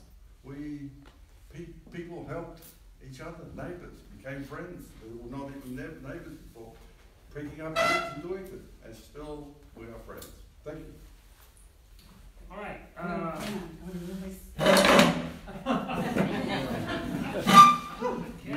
Okay, I'm done. All right, is that all the chair moving for the evening? Everybody done out there? All right, so, Robert, give us your comments on the 2.5% cap proposed by the Lieutenant Governor. Well, from what I understand is that it will or won't happen. We don't know yet. And is there anything that we could really do about it or not? Probably not. So, yes, we will have to take the results as it comes. But from what I understand is also we have Bayside coming online. So we are getting a huge amount of income that will come in and probably replace it. And a little bit further along the line we'll have the North Shore.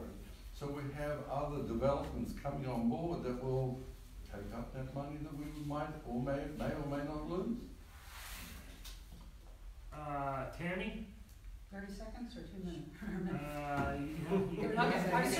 I'm certainly against the 2.5% cap. I have a lot of detail on that. One of the things, kind of an angle that hasn't been discussed is, school finance reform. The state used to contribute 45%, the local school districts 45%, and the federal government 10%. That has gone down to 36%. Bottom line is the state legislators are trying to put this on the back of counties and cities. And they need to step up to the plate and fix school finance reform. And they're doing it partially, but not to the extent they need to do it. So they still need to reduce property taxes more, and that's on the back of cities and counties where the services are brought to the people, and that's the wrong place for it to be.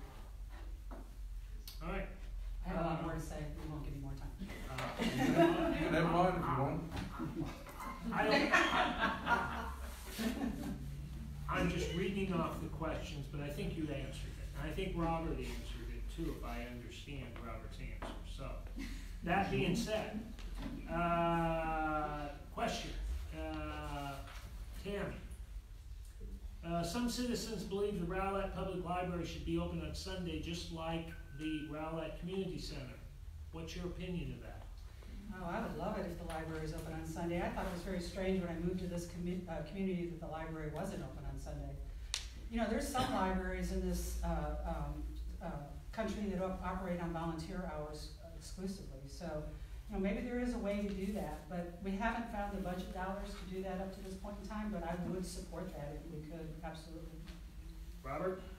It all comes down to finance, I guess. When you've got the money to do it or not, whether you can pay the staff, you can get it volunteers, even better, but that's what it's all about. So yes, I would love the library to be open 7 days a week, but it's finance. Okay. Robert, what's the most important job as the mayor?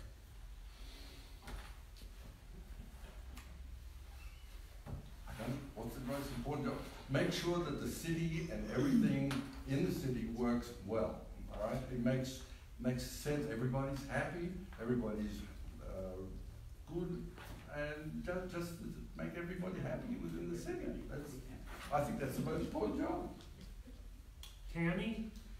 You know, it really comes down to relationships. It was interesting because we had this recently at the chamber luncheon, but this is what I've believed for a long time. And you got to be able to build relationships. You got to be able to represent the city in a very professional manner. You got to build coalitions, and it doesn't mean everybody agrees with you. We disagree all the time, but you got to be able to hear your council. You got to be able to hear your city staff. You got to work well with your council and work well with your city staff and your city manager. And relationships is what it's all about. I agree. Rowlett has a number of undeveloped parks around the city. Do you have a vision or a plan for this undeveloped park space? Tammy? You know, I think you have to make sure you allocate the resources to the developed parks first. There's nothing that says you can't have undeveloped parks in your community. You gotta have enough parks to service the needs of your people. And you gotta be able to maintain those parks in a very well manner. But having undeveloped parks is also a part of the character of the city. So I think we do a very good job. We've allocated a lot of resources to capital improvement projects and to maintenance for these parks, and they're in so much better shape than they were during the recession. So I think we're in a good place, and we need to continue to allocate budget dollars to the parks that are currently developed. Robert? These parks that are currently developed are where all our citizens go to play sports and to walk and to do everything with their families. The undeveloped parks, that's what these developed parks were in the original. So we have to find what these parks could be used for, whether they could be used for gardens. I mean, whether we have a community garden, we could set that up somewhere. It has to be, a need has to be brought forward to decide what we can do with these parks. Robert, for more than 2 decades, the North Shore District, previously known as the TR District, has been zoned for commercial development. Apparently, residential developers want to put housing in this district. What do you think of this? I would like to see commercial development there, but it's taken 20 years, and I was told that even if it took another 20 years, we'd still wait for it, because it would bring a lot more taxes, a lot more money to the city. And yes, I would agree with that, but not sure. Can we wait 20 years to do that? We'd probably get a lot more than that from the taxes from housing if we allowed to put some housing. Apartments, no, but yes, a house is possible. Tammy? I have a complete opposite opinion on that. The North Shore, we have preserved, and we need to continue to preserve for an employment center. You know, we have a new motto in town is the place to live, work, and play. So it needs to be a mixed-use environment. I don't care, I do care, but if it takes another 10 years, if it takes another 12 years, if it takes another 20 years, we have got to preserve that North Shore for a major employment center. Our restaurants can't survive without a daytime population. Our residents want to live, work, and play in our community. It's our last bastion of land that we can have a major employment center, and we need to preserve it for that. And we have preserved it for that. We have turned down residential after residential development up there, and I will continue to turn those down.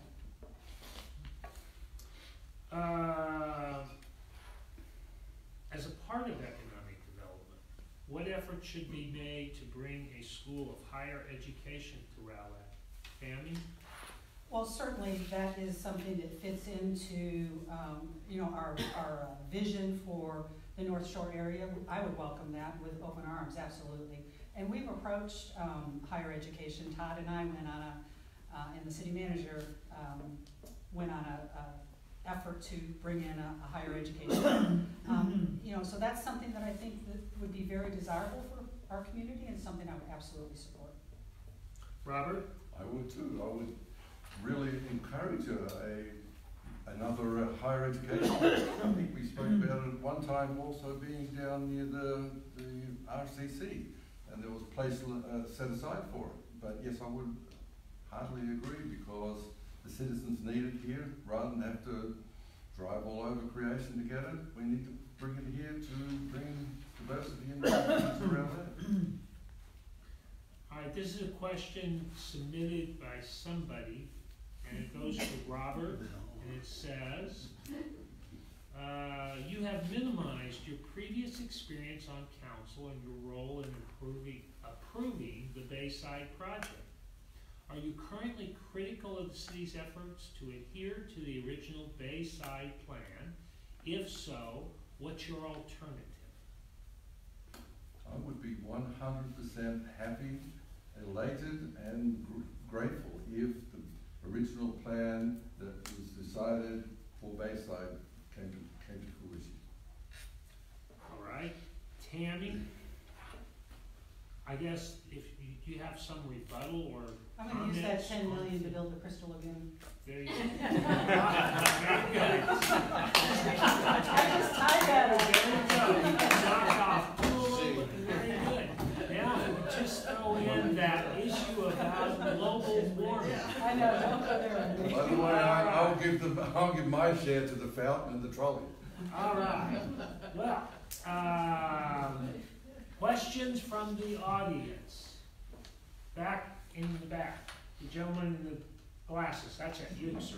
Yes, sir. I was wondering what y'all propose to do about the water, cost of water in Rowlett, the cost of from Adams Energy for gas, and the cost for sewage. That's my highest bill. That's higher than anything I pay to operate my own home. And I also have homes in Garland, and the gas rates and the water rates aren't as high. Yeah. So I'll start with that if that's okay. So I would like you to look at my Mayor Spotlight for July of 2018. It's very comprehensive. I can't answer it in just a minute. But we've done a lot of things. But yes, the cost of water is high in the city of Rowlett. No doubt about it. One reason is 1/3 of the water that we pay for, we cannot sell to our residents. That is much higher than many of our surrounding communities, including the community you just discussed. Another reason is our residential to commercial base ratio. Most communities, if you look like Richardson, they're not paying that much less in water costs to their municipal district, but they're allocating a lot of that cost to their commercial customers instead of their residential customers. So they're able to have a lower cost for the residential commercial customers. We've done some of that to the extent we can, but when you heard Martha say, 17% of our property taxes is commercial, we've got to continue to focus on allocating, getting more commercial in here to help with that. The Bayside development is going to be a huge difference because the water that's going to be used with Bayside is going to be able to allocate some of that we pay North Texas Municipal Water District, but we're not able to sell to our customers. Sorry, Carol. Sir, it was water, gas, and what else? Sewage, water, sewage together, but Adam was evidently. You need to ask that 3 questions so we can answer it in 3 questions. Well, I'm sorry. No, I'm teasing. Robert. Well, everything that Tammy said about the water is true. I mean, we have been take it or pay it for a long, long time. So the biggest expense we ever had will continue for the rest of our contract. So there's nothing we can do about it, because now that the only thing about it is that when Bayside comes on and all these people live in there, a lot more water will be taken up. So the actual cost per person could be reduced. The sewage, well, that goes over to Garland, and again, it all depends on the contract and how it goes. Atmos, well, I'm not aware of any contract or how it works with Atmos. Sorry. Other questions from the audience? Can I answer without you asking it? I'm going to switch topics. You know the one I'm interested in. I believe. Good. How about you? Somewhat. Oh, then you're half disqualified, but not completely. Yeah, somewhat. Okay, here's my. It all depends on what I read in the paper. Let's let Robert answer his, I thought explain his. Well, let's let him explain his position. Robert? Okay, but You said partly. Partly, all right? It all depends on what's written in the newspaper one day or the next, because different viewpoints come up all the time. And to a certain degree, I am a believer, all right? I have a 3,000-gallon water tank on the side of my house, and I catch all the water from the roof. So I'm using water, and I'm not using, Tammy won't like to hear this, but I'm not using the city to water my gardens.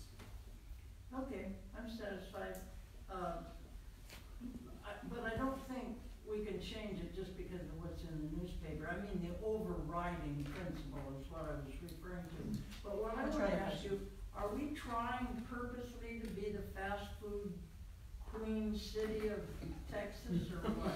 No, the nail salon city of Texas. And the liquor shop. Well, I mean, you know, there's 50,000, you wanna go first? I went first last time. Nail salons, I mean, if you girls didn't go to them, they wouldn't exist. Simple as that. I'll answer. There's 50,000 cars that go down 66 every day, so that's a very high traffic area.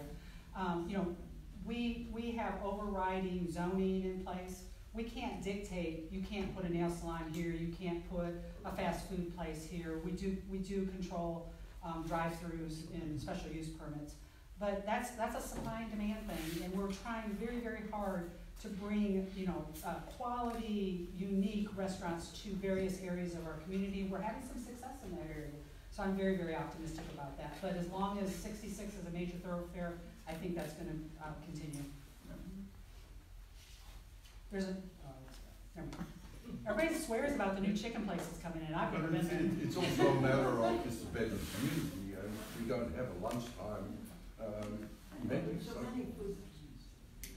The young lady in. Okay. Did you hear what he said? The young lady. The young lady. Thank you, I appreciate it. Okay, I'm going to ask the affordable housing for Rowlett question. And what do we do so that people that work here can afford to live here? Because if there are a lot of people that have to live other places and come here to work, we're not retaining them here where they can spend their money here, live here, and be a part of our community. You and me? All right. Ladies first? Okay. Ladies first. So, I have a little bit different perspective on this. I'm a part of the U.S. Conference of Mayors and have been to several meetings, you know, countrywide meetings with mayors. Affordable housing is the #1 issue across our country, hands down, no doubt about it. And it's kind of interesting when I go to those meetings because it's a huge topic, and yet we don't have the same issues they have, but I see us heading in that direction. And it's not just Rowlett, it's North Texas. And it's not just North Texas, it's Texas.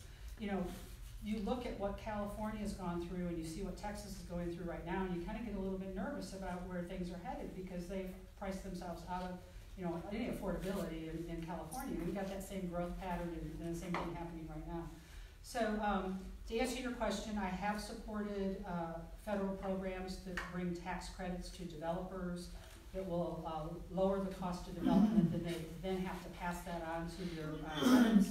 I've supported that at Evergreen, and I've supported that at the new senior facility that's going up in Chisa and Highway 66. I think those are good ways to bring quality development that's affordable, and I think we have to do that with the workforce also, not just with the seniors. Yes. We have to talk the developers into lowering the price of not building a $2,000 a month apartment. And it's difficult to do that because they're looking at return and money and whatever. If we can find some way to get grants with the federal government or whatever, then we can do that. But It can be done through tax credits. thanks for There are programs. Yeah. Sir? This is for Robert. Robert, in the past, you've had a strained relationship with the Chamber of Commerce. If you're elected mayor, how do you expect to bridge that gap? We're going to have to do it. I mean, bite the bullet and go for it because the Chamber of Commerce is very important.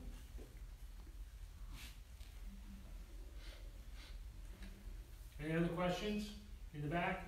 So there haven't been many questions in regards to seniors that I've heard tonight. And generally speaking, Rowlett has an aging population. So there's a number of senior developments that are currently underway. I believe there's only 2, if I'm not mistaken, that are completed. Are both of you or each of you in favor of more senior housing developments that are senior focused or some other alternative to that? Yes, I'm in support of more senior housing developments. One of the things that, you know, we have some assisted living, we have now some memory care. We do have Evergreen, which is in place, and then we have, you know, the new one coming up.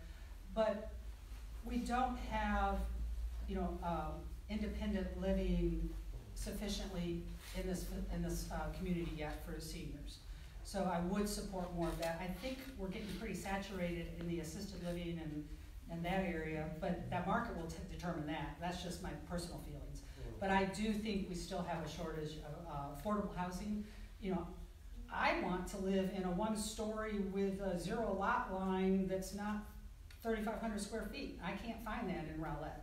So I'm a little bit concerned about affordable single-family home housing also for seniors. I'm all for senior apartments. We need to have them. I'm going to be older soon, and I'll probably be looking for a place as well. So we need to have that. Rowlett has been a bedroom community. All those people now are transferring to growing up to be seniors, and they need to be helped, or otherwise they'll have to leave because they can't live in these apartments. We have to find people to build evergreens and these other places. You all probably want to go think about that too. We're all getting old. Any other questions from the audience? Last. So I actually don't have a question, but we've been live streaming this tonight on Facebook, and we had some comments for the young lady over here that's asked all the really great questions, and we're very appreciative of her asking such poignant questions this evening, so thank you. That's you. Like, who's he talking to? I do want to say one thing about your question. I am very optimistic about the generations coming up because they care about this and they're doing something about this. And it's not just lip service. They believe it and they're working hard at it. So I'm very optimistic. Sorry. More kids. No, I agree with you. That's optimistic. Question in front? All right. Okay, as a follow-up to what you just mentioned, Mayor, you're very optimistic about the kids. What I would be more interested in, as much as I'm a senior, is what would you do on the council with regard to trying to make the city more green? And I'm talking about something specific. And I don't mean energy conservation. I just mean, what would you, more trees, for example, more green space, recycling. I know you have a problem with the state because they put a limit on what you can do with regard to plastic bags and bottles and stuff like that. But how about solar energy? How about wind energy? How about doing something else? How can Rowlett be recognized as a green city? So one of the things I did is, you know, I kept seeing all these requests coming before P&Z and City Council for exceptions to solar panels. And I was like, this is ridiculous. Why do we have an ordinance in place limiting where you can put solar panels? So, you know, immediately when I became mayor, I took that to our city manager, and we are actually, I think it's on Tuesdays, so hopefully that restriction will be gone very, very soon. You know, I think the form-based code has good open space requirements. I think it could be better, but I think they're good, and we don't make exceptions to that. You know, that's not something we do. The tree ordinance is very, very important. I will tell you what I do. I have 2 experts on my city council that know this stuff inside and out, and that's Matt and Martha. And I look at them and I say, what's the right thing to be doing? And I say, I agree with you. And you have to do that. It's not, people can't be an expert at everything. You know, I know budgets, I know finance. They look at me and they say, Tammy, you know, what should we be doing in this area? I look at Martha and I look at Matt and I say, what should we be doing in this area? And I support them 100% in every single thing that's come before us. Robert, any comments? Comments? Yeah, I would like to see it much more green. I'm all for trees. One of the first things I did when I bought my house, went down to Covington's and spent $1,000 on trees because I wanted the big trees as quick as possible. Yes, I love trees. I like sitting in the shade. It's wonderful. Gives me fresh air too. But I also, in Australia, for example, 7 years ago, they had a 7-year drought. Every house built had to have a water supply, a water tank underneath the house, so that they could use their own water and live off it, not just use it for the garden.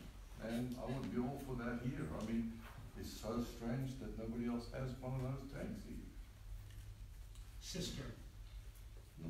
Isn't it a cistern? It's a system this big. I think it doesn't matter the size. Time's up. Any other questions? All right, candidates, thank you very much. Thank you. Thank you very much.